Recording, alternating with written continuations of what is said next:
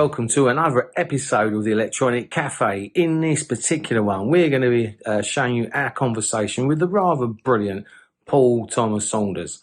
For those who don't know, this guy released an album in 2014 that Mark and I absolutely love. Predicted massive things, unfortunately disappeared for a while, but he's back, and boy, are we glad he's back with a fantastic new album, Figuring a Landscape, which is a stunning, beautiful album. So sit back and find out why me and Mark absolutely love this guy, the rather say brilliant Paul Thomas Saunders. Enjoy. Yeah, and honestly, I swear to God, as soon as you start your first note, nearly every person I bought just looked at me and just went, because your voice is just, honestly, it just touches the soul. And is that something you've trained, or is it just natural talent that I'm very jealous of, being an ex-vocalist? Oh, I believe in you, Andy. I think you can do it. Just a few seconds. Well, when Andy sang, people went like that for a different reason. I don't believe it. I don't believe it.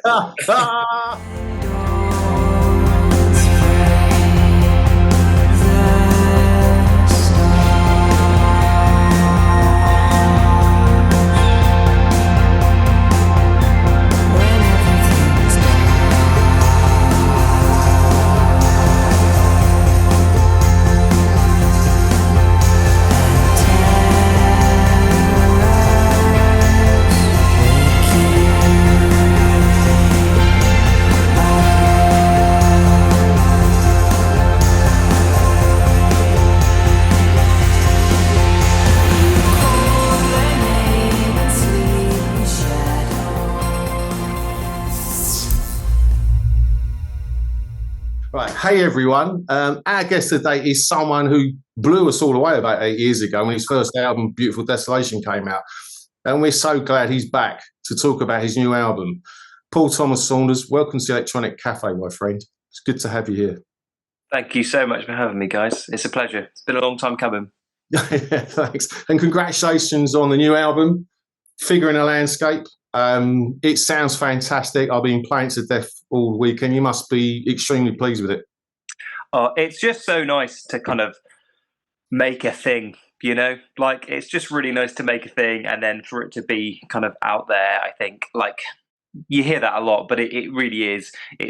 There's so much kind of that goes into it, right? Even like on a, you know, even on kind of, I guess, like my scale, there's so much that goes into like releasing a record, and I started recording and writing it so long ago that just to be able to kind of share it is like such a massive relief, and not kind of, you know, you kind of, there's so much kind of preamble and like teasing bits, and it's just to kind of like, you know, drum up awareness for it, but kind of really you just want to kind of just give it to the people that want to listen to it.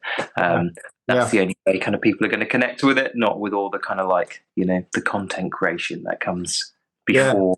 Yeah, I can't help but feel this album's kind of, it's about growth in it. Like, each track feels like its own story over this last, well, it's been 8 years since the first album. Have we got that wrong, or is that kind of? Well, so 2014. Yeah. So whatever, but you know, my quick maths can't even compute that. But whatever that is. It's 8 years. Yeah, you were bang on, Andy. Yeah, 8 years. Yeah. In that 8 years, was that 8 years working on this album, or do you put it down, or and just, you know? Yeah. Why 8 years? I guess is the question. I mean, I know it's difficult. There's so much goes into it: the artwork, the production, the mixing, the mastering, and you know, even the vinyl production is really difficult. I mean. And 2 years of COVID. And 2 years of COVID, yeah, of course. Couple years of COVID, yeah. So, I mean, after the first album, there was a plan for maybe like a really short amount of time to make another album. But then I just really kind of struggled with the idea of going back into another album cycle. I really struggled to write again. I really had no idea of the kind of direction that I should go in. I kind of lost total self-confidence in the writing, and in kind of what really it meant to me to be a singer, to be an artist, to be a songwriter, or whatever. And it just kind of led to this spiral of kind of self-doubt, really. And I kind of, you know, purposely stopped making music and just kind of walked away for a while. I just didn't really see its value anymore. And that was the big thing for me. It was kind of like, what is the value here? Like, is this just for me? Like, I don't really see a great value in what I'm doing, or, you know.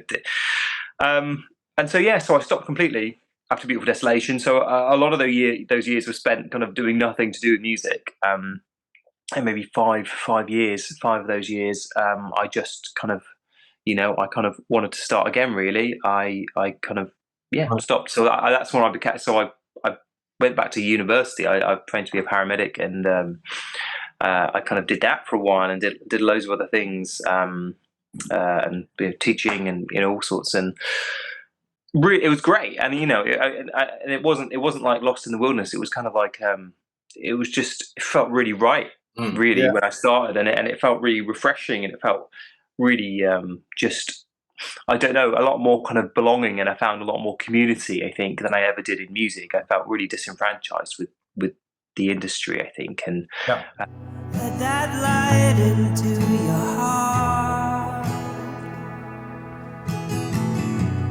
They've all seen something scared them breathless. I guess we're just waiting here for ours.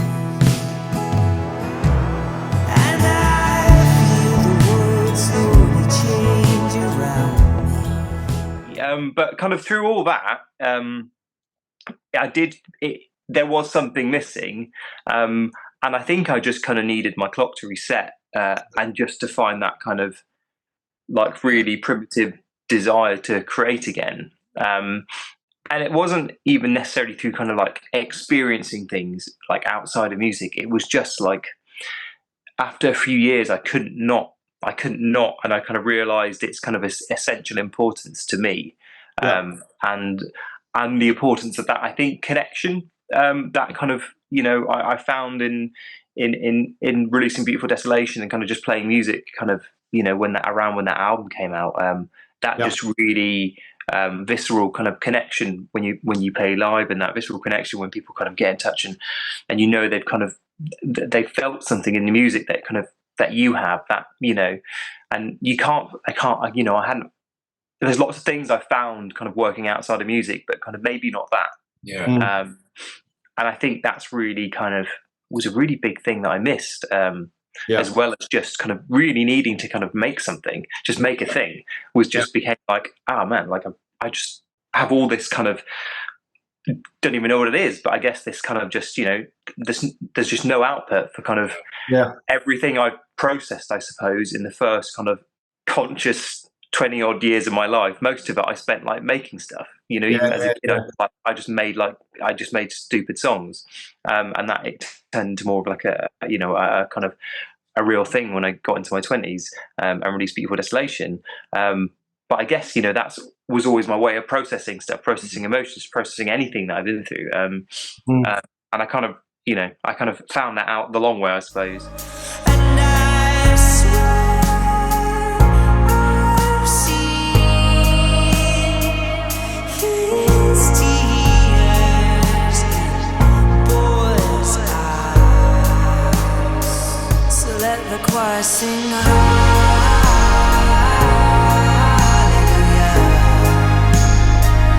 as the flames rise high.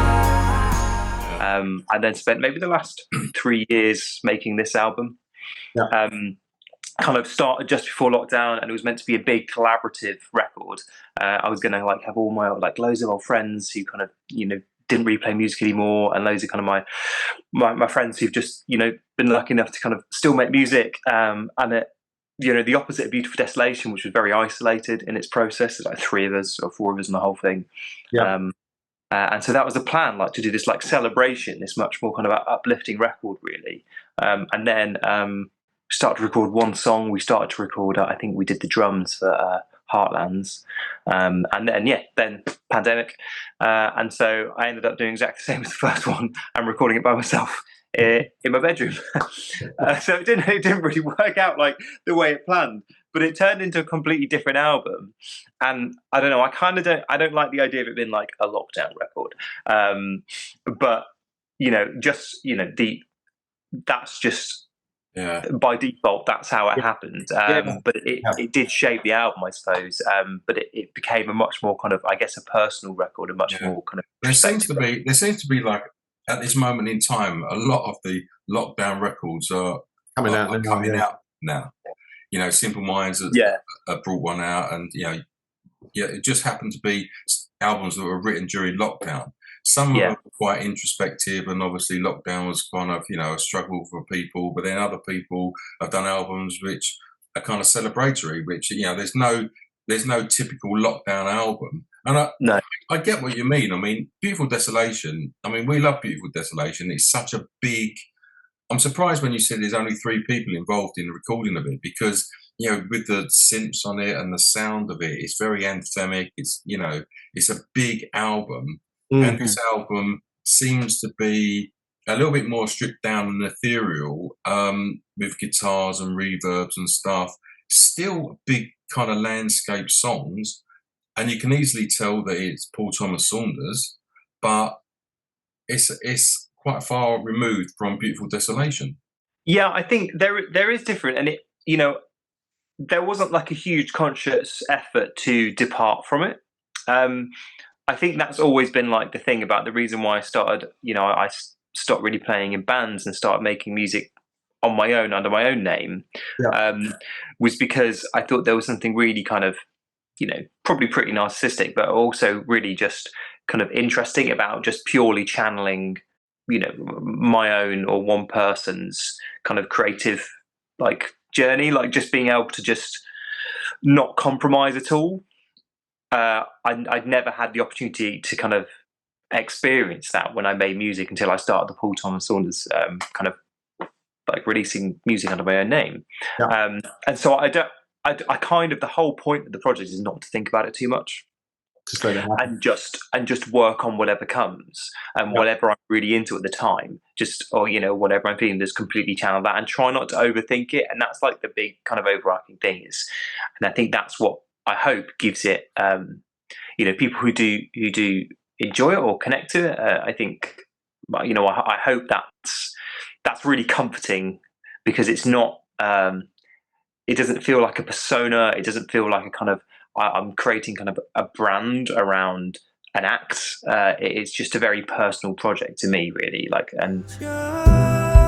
Just grows.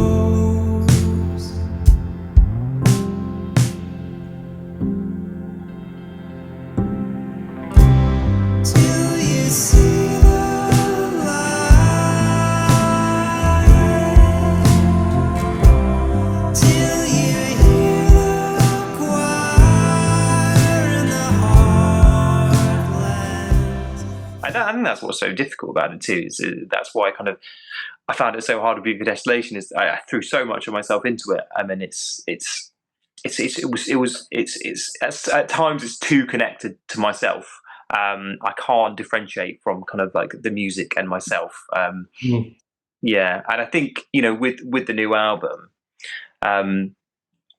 I think I just wanted to dive another level into that. Really, I was kind of aware when I listened back to Beautiful Desolation, it is big, and there was not many of us working on it, but we did work a long time on it, maybe 2 years, and it was kind of quite.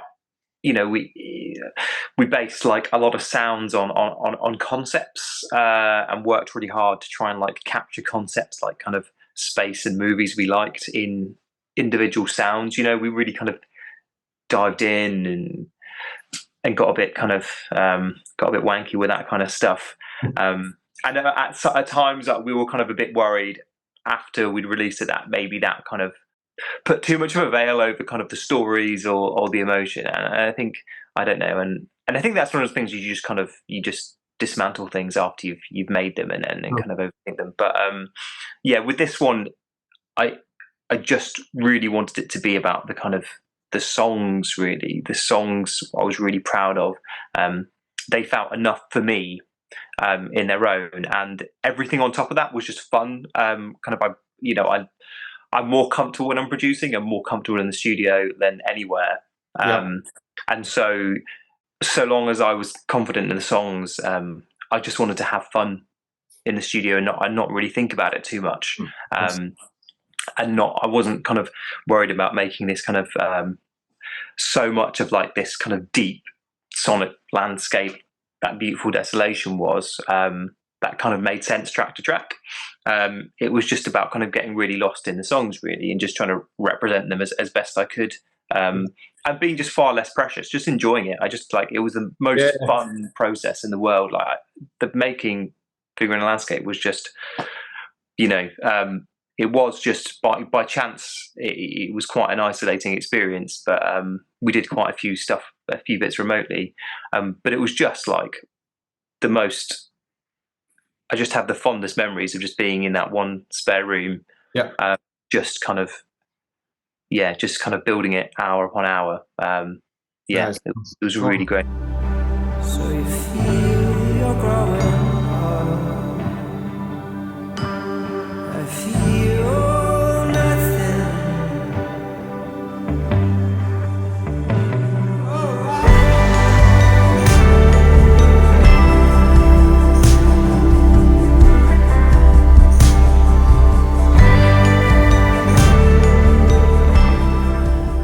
Mate, the cover art, I mean, it really captures the title. Who painted that? So it's a really good friend, an amazing artist. He's cool. He goes on kind of ad fail. Jacob Chandler is his name. Right. He's just a brilliant designer and photographer.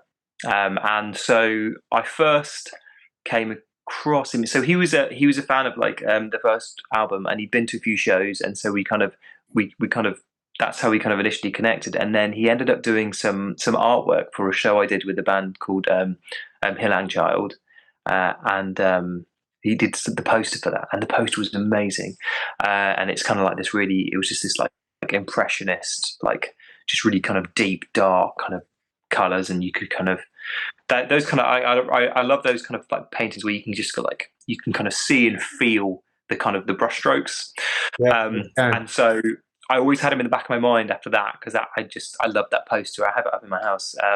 But yeah, and so I just got in touch, and he was just really up for it, and we spent a really long time going back and forth over ideas, because we started making it in, was it 2019, the start of the pandemic, or 2020, and yeah, I knew it wasn't going to come out for a while because of everything that was going on. So yeah, we just had so long just to kind of just chat and get to know each other quite well, and just share ideas, share art, what we liked. And we just built it from there, really. And this actually, the artwork comes from a piece of artwork that he's made that doesn't look like that, but they're actually kind of individual, just little kind of components of this one larger piece of artwork that he's kind of dismantled and put together for the record to make kind of something kind of new and original. So look, it's really weird. When I first saw you, I bought about 10, or I can't remember, it was 10 people because the tickets were 15 quid, or 15 people because the tickets were 10 quid.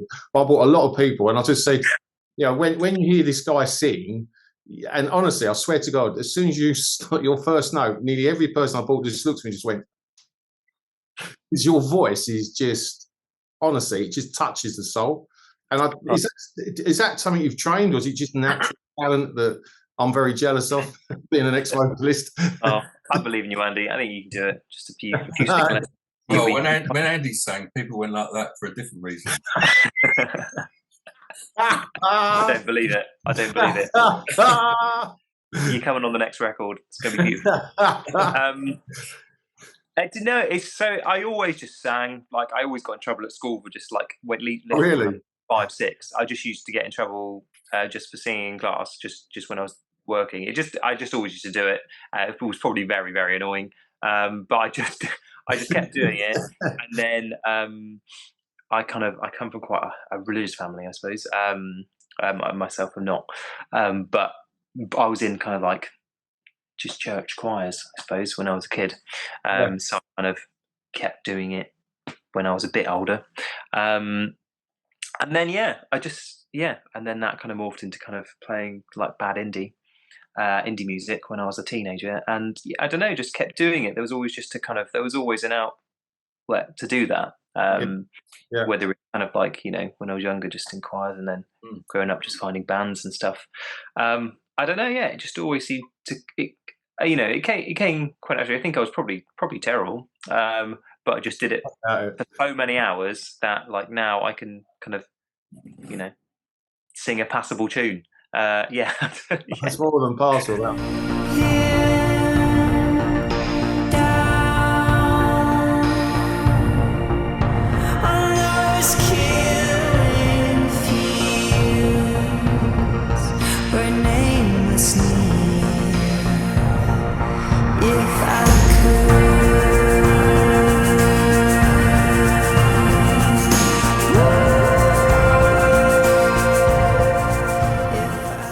And talk about influence, like bands. You said you was growing up listening to indie. Who were your influences? Like a lot based on like my dad's record collection. So he had this old jukebox, and like the sound of it kind of clacking into kind of place, and a lot of the old kind of vinyls he had on that. I very much like. I can't get away from that warble of those old of that old jukebox machine. Nice. I need that in every, like almost every sound, every track has to have an element of that crackle, that hiss. Otherwise, it just doesn't sound kind of like, it doesn't hit me. I don't know. There's something really piercing about that sound, and it was a lot of kind of. There's everything like Elvis, Everly Brothers, like the Shadows, like massively inspired by the Shadows, and I know Telstar, that record. My God. I can hear that. I can hear that in your music, actually, because I mean, like the Everly Brothers and Telstar and stuff. That was all very, it was like a wall of sound kind of. Yeah. It was, that stuff was super like Phil Spector inspired, wasn't it? Like back in the day, and that all that stuff, like that wall of sound stuff, is just, I don't know. I can try so hard to get away from that stuff, but that's kind of always there, I think. And then I think that, and then when I was growing up a bit more, but I was just really obsessed with The Cure. Absolutely obsessed with The Cure. And I think, like, I don't know, they kind of taught me just that there's so much around The Cure, like that they're so like perfectly like branded. Every song is so perfectly produced, and each record, it just sounds so interesting. But I guess it's just like really amazing songs, The same, like I listen to a lot of Nick Cave, since I was younger as well, and it's the same really. Dress it up however you will, just like songs that just knock you down and just punch you in the face. And that's kind of, I guess those two have been like a.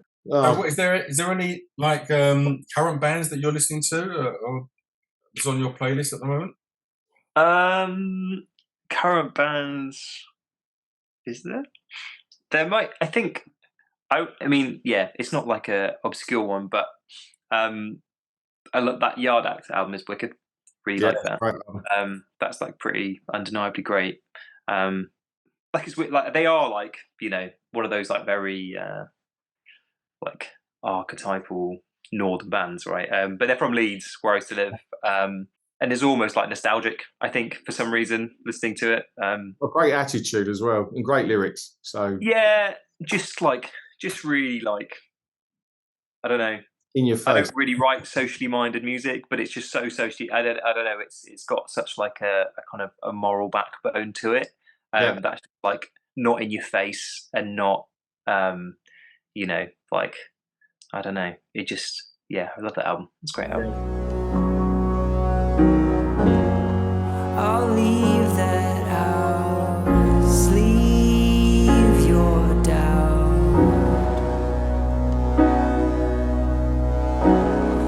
and I know you've been holding on for love, I know you've been holding on. And mate, I know you just did your promotional tour of the album because I was there in London. That's a great little record shop, by the way. But I saw you there. Have you got a tour planned next year or any live dates to see you? Yeah, so we're kind of going to do more as and when it comes, really. We're doing, there's one in Leeds on the 20th of November at the Broodnow Social Club. An amazing artist called Simeon Walker. So it's really going to be a really eclectic night, actually. So he does a lot of kind of composition for piano, but he's performing one of his old albums in full. with a string quartet. There's going to be and him, and yeah, that's going to be like pretty eclectic, I think, as an evening, because we sound nothing like each other. But yeah, that's cool. He's one of my faves. It's going to be great. Nice. But yeah, and then more shows kind of into 2023. Oh, cool. Because we're doing our first live show with some bands in March at the Water Rats, so I'd love you to come to that. Very, very cool bands. And then, we're going to be doing more events, so we should chat at some point because we just want to showcase good music.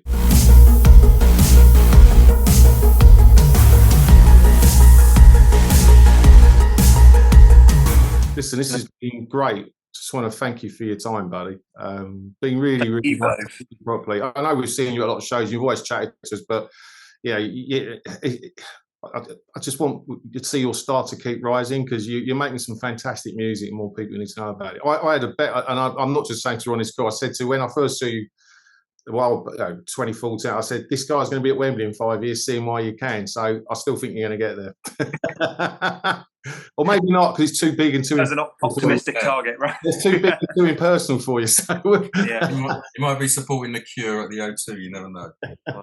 I'll just do 100 nights at the Brood now instead. That'll be better. Exactly. Oh, mate, but seriously, we just, you deserve to be a great, or you're a great success anyway, but, more people know about it because your voice and your songs are fantastic. So thanks for sparing us the time this morning. Really appreciate it. Thanks for having both of you, and thank you for just kind of preaching the good word. Really appreciate it. We love Beautiful Desolation. We was there for that, and then we've waited impatiently for this one to come out, and we love this one as well. So thanks for putting them both out. Thanks for spending your time with us this morning. And we will catch up with you soon. And good luck with the album. It deserves all the plaudits that it gets. Yeah, totally. Thank you so much. I appreciate it. Cheers, Paul. Cheers, Paul. See you later. See ya. Bye. Bye. Bye.